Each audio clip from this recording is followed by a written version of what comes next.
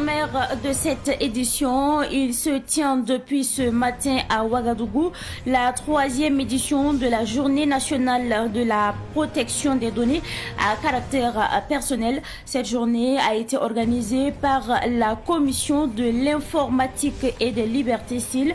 Le film de la cérémonie d'ouverture à suivre dans ce journal. Lors d'une conférence de presse tenue le week-end dernier, l'artiste musicien Des Altino a annoncé son retrait de toutes les cérémonies de distinction des artistes au Burkina Faso. À travers cette décision, l'artiste veut laisser la place aux jeunes. Savane Media est allé à la rencontre de Des Altino à suivre dans ce journal. Mesdames et messieurs, bonsoir et bienvenue à ce rendez-vous consacré à l'actualité sur Savane TV. Pour débuter ce journal, le ministère de l'administration territoriale et de la mobilité, à travers un communiqué, suspend l'association des journalistes du Burkina AJB pour non-conformité aux lois en vigueur. Selon le ministère, aucune association légalement reconnue ne porte cette dénomination. Depuis 2019, année à laquelle toutes les OSC étaient invitées à se conformer à la loi CNT 2015. Par conséquent, toute tentative de réactiver, soutenir ou maintenir cette association est passible de sanctions. Le ministère appelle à la responsabilité et à la vigilance de tous.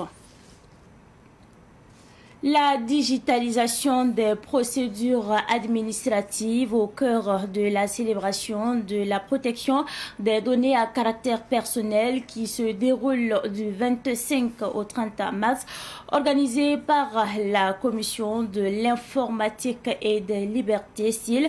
Cette journée fait la part belle à la protection des données des usagers de l'administration sur les différentes plateformes numériques.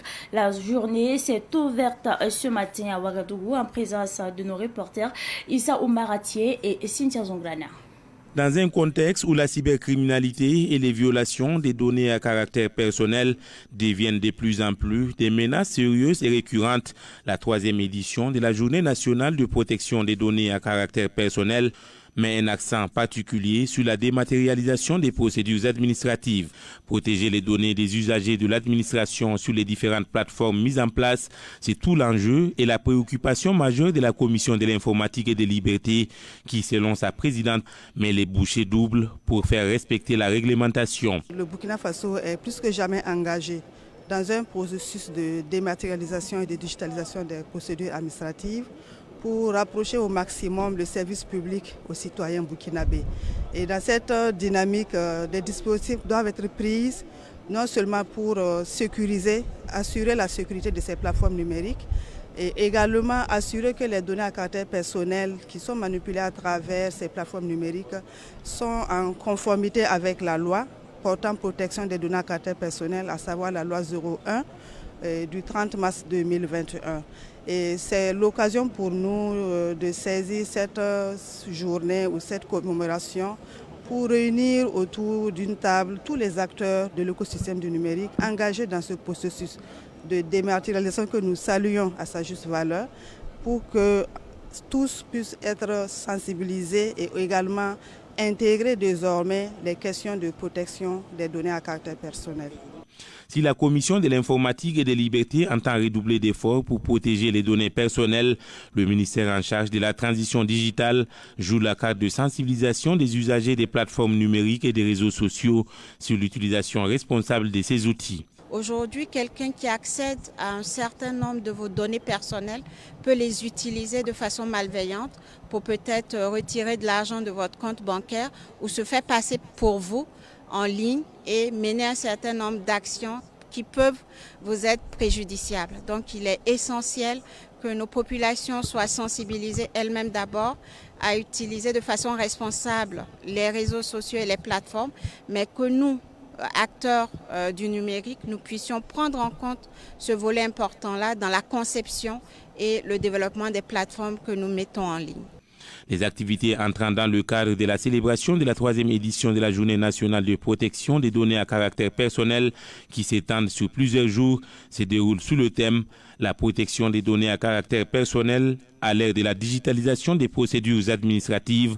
Quelle contribution des acteurs de l'écosystème du numérique? Ouvrons à présent ce chapitre consacré à la religion. L'Église catholique a célébré une messe pour la paix, tandis que la communauté musulmane a procédé à la lecture du Saint-Coran dans la matinée du samedi dernier à Wayougia, dans le Yatenga. Notons que ces cérémonies ont présidé la prière œcuménique et les invocations pour la sécurité, la cohésion sociale et la paix. Notre reporter Siblina Kelsey a suivi la messe et la lecture du Saint-Coran. Son compte rendu.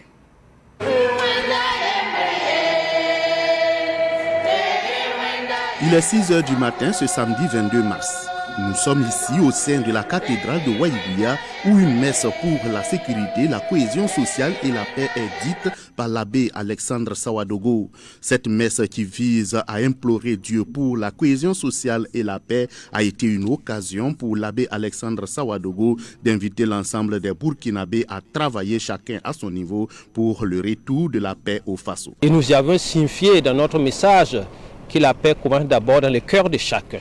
Voilà, si au niveau du cœur de chacun il y a la paix, nous allons travailler pour que dans nos familles il y ait la paix. Et ensuite dans nos services, dans nos lieux de travail et partant de là, dans tout le pays. Alors nous lançons un appel fort pour que tout un chacun contribue efficacement à la paix et la cohésion sociale dans notre pays. Après l'église catholique, nous nous sommes rendus au domicile du président de la FAIB, section du Nord, Cheikh Mokhtar Maïga, où étaient réunis les musulmans. Là-bas, plus de 40 imams de Wayougia et des villages environnants lisent le Saint-Coran. C'est nous les musulmans, nous avons choisi de faire la lecture du Saint du Coran parce que c'est la plus noble des invocations. Toutes les invocations se retrouvent dans le Saint Al-Coran. Et vous voyez aussi que le moment est très propice parce que nous sommes en période de Ramadan et que dans cette période-là, Dieu et son prophète ont pris l'engagement qu'il n'y a pas cette invocation que les fidèles vont formuler et que ça va rester sans être exaucé. Donc nous pensons qu'à partir de cette activité spirituelle, si Dieu le veut, nous allons atteindre notre objectif. La messe et la lecture du Saint-Coran ont précédé la prière œcuménique et les invocations faites au palais de Dabakiba, roi du Yatenga, le samedi dernier.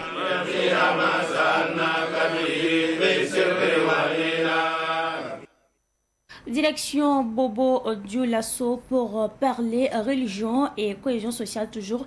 L'initiative qui a eu lieu le samedi dernier est voulue en cette période de prière et de louange pour implorer la clémence divine et prier pour le retour de la paix au Burkina Faso. Notre reporter Nonga Sida Thomas Sondo était sur place à la grande mosquée de Diaradougou pour nous livrer les temps forts de cet événement. Nous sommes ici à la mosquée Djenepo de Diaradougou, au secteur de Bobo Dioulasso. Les fidèles musulmans se rassemblent en grand nombre pour implorer la clémence de Dieu et prier pour le retour de la paix dans le pays. Édifiée dans le respect des valeurs spirituelles et communautaires, cette mosquée créée depuis les années 1800 est aujourd'hui un symbole de résistance et d'espoir. Chaque vendredi, on fait prière de Coran. Le Surat al-Fatiha, le Surat al-Nas, pour faire la bénédiction pour le pays, pour les dirigeants du pays, pour les forces. Au cœur de cet événement, El Hadj Djenepo, un pilier de la communauté musulmane, appelle les fils et filles du pays à s'unir pour un Burkina de paix et de cohésion sociale. Et les dirigeants aussi n'est pas pour, les commerçants aussi n'est pas pour. Ce qu'on a fait, on va trouver trop de choses population, comme le président l'a dit. Depuis le début de la crise multidimensionnelle que connaît le pays, les valeurs de solidarité et d'entraide ont été mises à l'épreuve. Les participants à la lecture du Coran ne cherchent pas seulement à se rapprocher de Dieu, mais aussi à se rappeler l'importance de l'unité face à l'adversité. L'événement représente une occasion pour renforcer les liens entre les membres de la communauté, de partager des moments de prière, mais aussi de nourrir l'espoir d'un lendemain meilleur. Après Bobo Dioulasso, la capitale économique du Burkina Faso, retour à Ouagadougou et nous parlons de la Ligue islamique pour la paix au Faso et la communauté catholique qui ont organisé une rupture collective de jeûne hier à l'archevêché de Ouagadougou. La précision avec notre reporter Abdoulaye Kinda.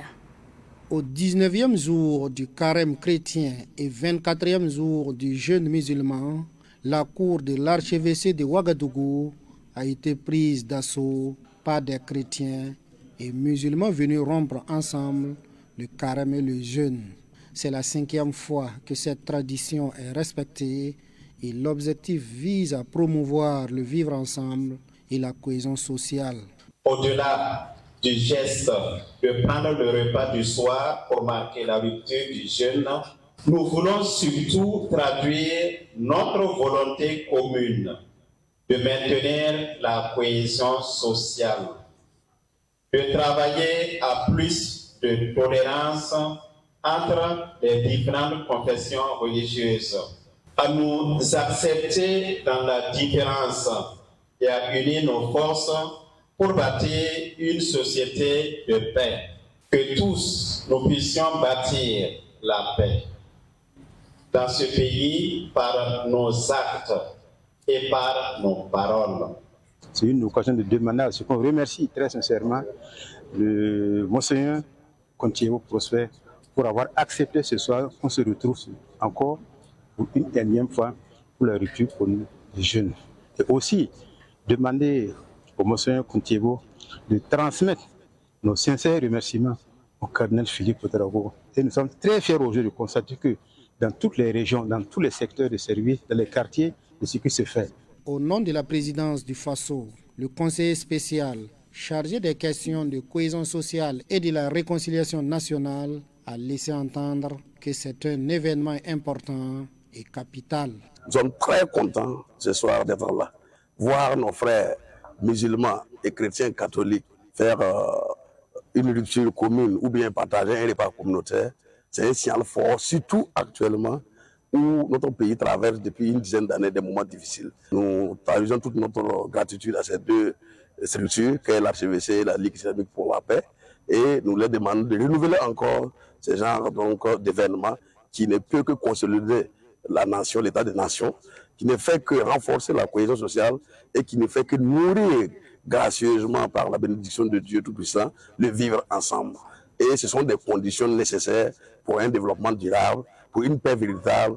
À cette cérémonie de rupture collective des jeunes, entre musulmans et chrétiens, les religions ont prié ensemble et fait des bénédictions pour le retour de la paix au Faso.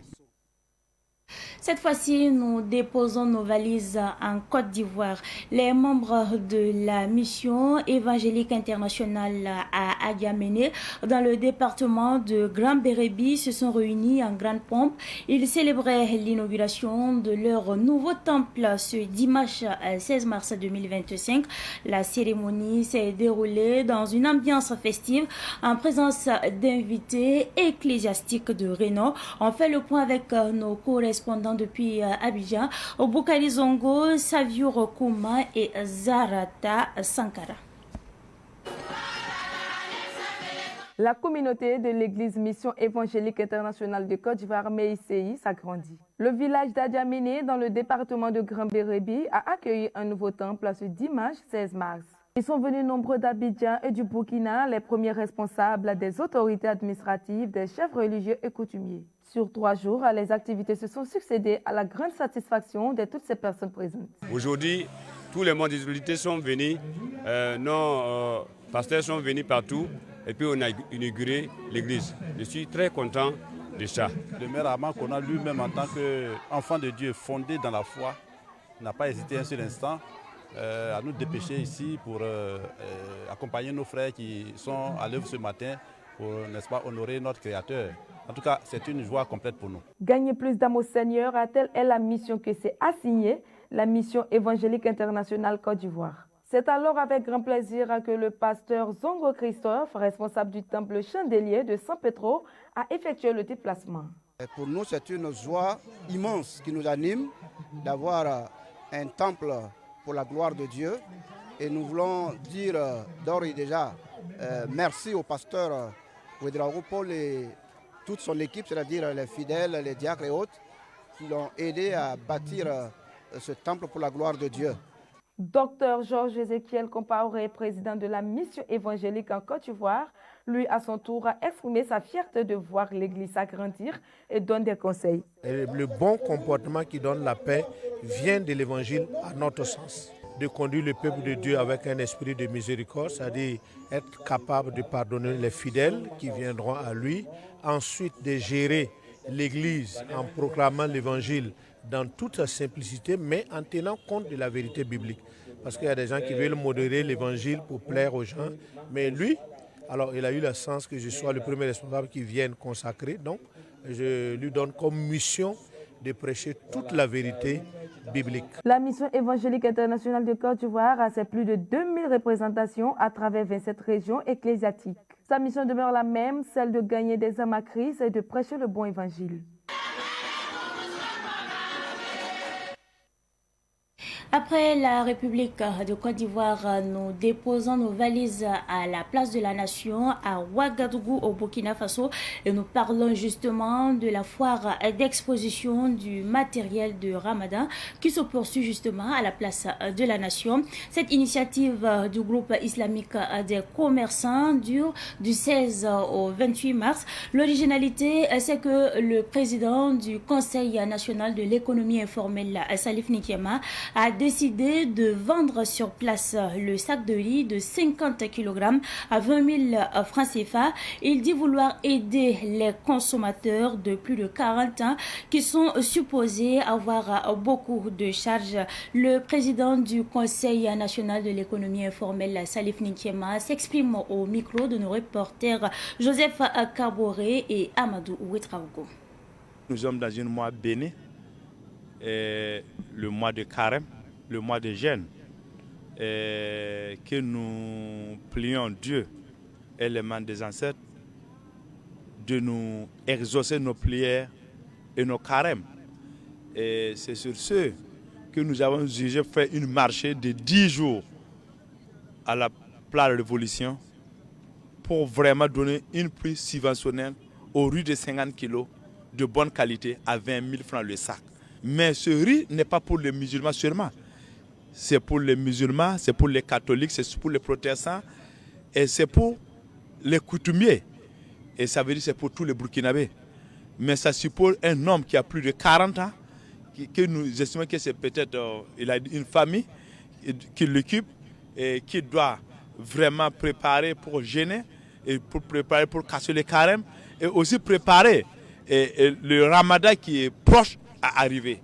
Donc c'est sur ce que nous avons décidé de vraiment donner ces 10 jours pour tous les acteurs de l'économie informelle qui est dans la fourchette de quarantaine d'années. On ne parle pas de religion, on ne parle pas de choses. Tu peux venir chercher le riz à 20 000 francs le sac de 50 kilos. Que c'est jusqu'à la veille de Ramadan que ce vente va cesser. Donc toute personne peut courir venir au plan de révolution pour prendre le sac à 20 000. Et là aussi, les mœurs, comprenez que la musique est également au menu de l'actualité de ce 25 mars 2025. L'artiste musicien Des Altino a décidé de se retirer de toutes les cérémonies de distinction des artistes au Burkina Faso. Une décision prise par celui qui est devenu aussi producteur et qui entend faire la place aux jeunes. Savane Media est allé à sa rencontre et c'est un reportage signé Madinatou Ouetraogo.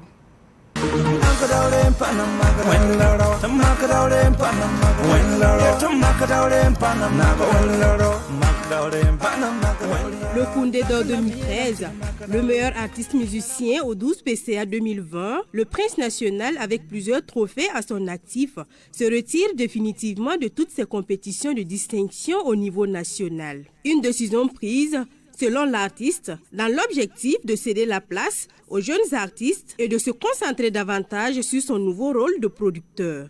La décision, je l'ai bien justifiée. Et je pense qu'à un certain moment, on a quand même un certain nombre de carrières. Voilà, et à un certain moment, on s'est dit aussi que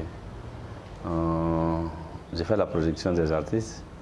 Et vous savez, aujourd'hui, les récompenses des trophées ne limitent pas, par exemple, le nombre d'années, le nombre de trophées que tu as eu. Voilà, tant que la personne est là et la personne est en page, la personne est active, est constante. Il est toujours représenté comme j'ai commencé la production. Et vous savez, aujourd'hui, je soutiens beaucoup les jeunes artistes. Je ne peux pas faire la concurrence avec les jeunes que je soutiens. Donc j'ai décidé de retirer de tout ce qui est les trophées, des récompenses où on te met en composition comme les Koundé, les Fama, les 12 PCA. Et maintenant, je pense que je n'ai pas dit que je ne participe pas, je participe avec des prestations. Si on a besoin de moi pour une prestation. Et également, je trouve qu'à un certain moment, bon, je ne sais pas, quand même, on n'a pas assez duré. Mais ici, au-delà de ça, on trouve que j'ai beaucoup travaillé. Je pense qu'on peut nous donner des trophées d'honneur aussi. Avec 18 ans de carrière musicale, l'artiste producteur des Altino assure que son retrait de toutes les cérémonies de distinction des artistes n'aura pas d'impact sur sa carrière musicale. Tant de carrière, ce n'est rien pour un artiste. Voilà, discuter, c'est quelque chose, mais ce n'est pas assez pour un artiste. On a vu des artistes qui font 50 ans de carrière, donc on peut dire qu'il nous reste beaucoup de chemin à faire. Voilà, mais peut-être chacun a ses objectifs, chacun a sa façon de voir les choses. Et moi, je trouve que le fait de se retirer des cérémonies de récompense ne dérange rien à la carrière des Altino, ça continue. Parce que la musique, c'est à vie. Donc ça continue jusqu'à l'âge qu'on ne peut plus aller en prestation. Malgré son retrait de ces différentes cérémonies de distinction, le prince national affirme que ces distinctions sont de nature à booster la carrière des artistes. Bon, une très belle chose pour moi. Voilà, et de toutes les façons, partout dans le pays, il y a des cérémonies de distinction. Peut-être même s'il y a des choses à revoir, on peut les dire, ça ne manque pas les choses à revoir. Mais quand même, on peut les encourager parce que grâce à cette cérémonie de récompense, les artistes quand même arrivent à comprendre qu'ils ont bien travaillé et puis ils sont distingués. C'est important pour un artiste. Voilà, au-delà des applaudissements, l'artiste a besoin des trophées aussi pour montrer que c'est une belle chose. Le producteur de la maison Altino Prod nourrit de grandes ambitions dans le domaine de la production des artistes. Bon, c'est la production Altino Prod déjà. Voilà, vous savez, le studio Altino Prod qui est là. Et on doit commencer la production. Au-delà de ça, j'ai beaucoup de défis. C'est vraiment très personnel, mais les gens vont le constater après. En tout cas, je sais que j'ai une touche particulière à apporter pour la culture burkinabé. Je sais que j'ai mon mot à dire à la contribution de la culture burkinabé. Avec le temps, vous allez comprendre parce que Dej Altino n'est pas seulement lui. La décision même ne vient pas de Dej Altino seul, c'est avec tout le staff. Le prince national conseille à ses jeunes frères artistes de travailler pour le meilleur du Burkina. Oui, je les demande de travailler parce que vous savez, un artiste, c'est le travail. On peut avoir le vent en poupe, on peut voir la carrière qui commence très bien, mais si tu ne travailles pas, je pense que ça n'ira pas loin. Donc il n'y a pas un autre secret. Au-delà du travail, il faut être discipliné et organisé. Voilà, ils ont vu dans beaucoup de pays où des artistes qui ont des talents, mais qui n'arrivent pas à s'en sortir parce que tout simplement, il manque l'organisation et la discipline. Donc c'est ce qu'on peut conseiller à nos petits frères, voilà, à ceux qui viennent après nous. Wenmoara Désiré Ouetraogo, le prince national, est actuellement en studio pour concocter un nouveau tube. En attendant la sortie, Il fait partie des artistes qui font le plein des droits d'auteur au BBDA, grâce surtout à son album Saga, sorti en mai 2024. Il était en tournée en Côte d'Ivoire il y a quelques jours.